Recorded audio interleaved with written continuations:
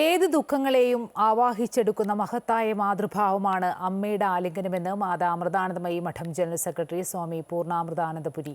കൊല്ലം മുളങ്കാടകം മാതാ അമൃതാനന്ദമയി മഠത്തിലെ ശ്രീ ഭദ്രകാളി ക്ഷേത്രത്തിൽ പ്രതിഷ്ഠാ വാർഷികത്തോടനുബന്ധിച്ച് നടന്ന സത്സംഗിൽ പ്രഭാഷണം നടത്തുകയായിരുന്നു സ്വാമി. മഹാഗണപതി ഹോമത്തോടെയായിരുന്നു മുളങ്കാടകം മാതാ അമൃതാനന്ദമയി മഠത്തിലെ ശ്രീ ഭദ്രകാളി ക്ഷേത്രത്തിൽ പുനഃപ്രതിഷ്ഠാ ചടങ്ങുകൾക്ക് സമാരംഭം കുറിച്ചത്. തുടർന്ന് നടന്ന സമൂഹ പൊങ്കാലയിൽ നിരവധി ഭക്തർ ദേവിക്ക് മുന്നിൽ പൊങ്കാലയർപ്പിച്ചു. മുളങ്കാടകം മാതാ അമൃതാനന്ദമയി മഠം മഠാധിപതി ബ്രഹ്മചാരിണി തന്മയാമൃത ചൈതന്യ, ബ്രഹ്മചാരിണി നൈവേദ്യാമൃത ചൈതന്യ എന്നിവർ ചേർന്ന് പണ്ടാരടുപ്പിൽ അഗ്നി പകർന്നു. തുടർന്ന് നവകം പൂജ, കലശാഭിഷേകം എന്നിവയും നടന്നു.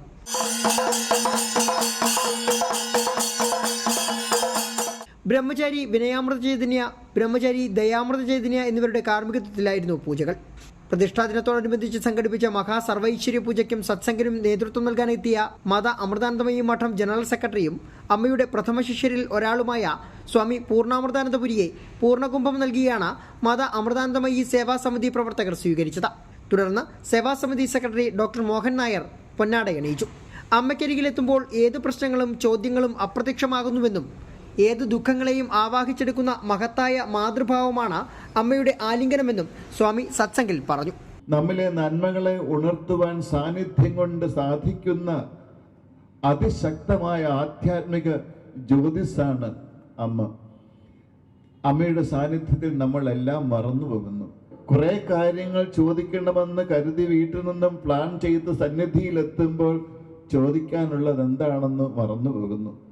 ചോദ്യങ്ങൾ അപ്രത്യക്ഷമാകുന്നു, എല്ലാ പ്രശ്നങ്ങളും അപ്രത്യക്ഷമാകുന്നു. തുടർന്ന് നടന്ന മഹാസർവൈശ്വര്യ പൂജയ്ക്കും ഭജനയ്ക്കും സ്വാമി നേതൃത്വം നൽകി.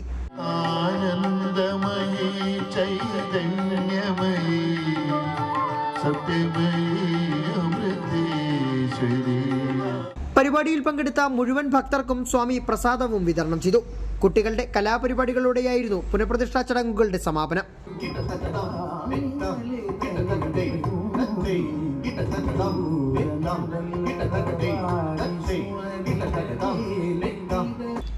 അമൃത ന്യൂസ്, കൊല്ലം.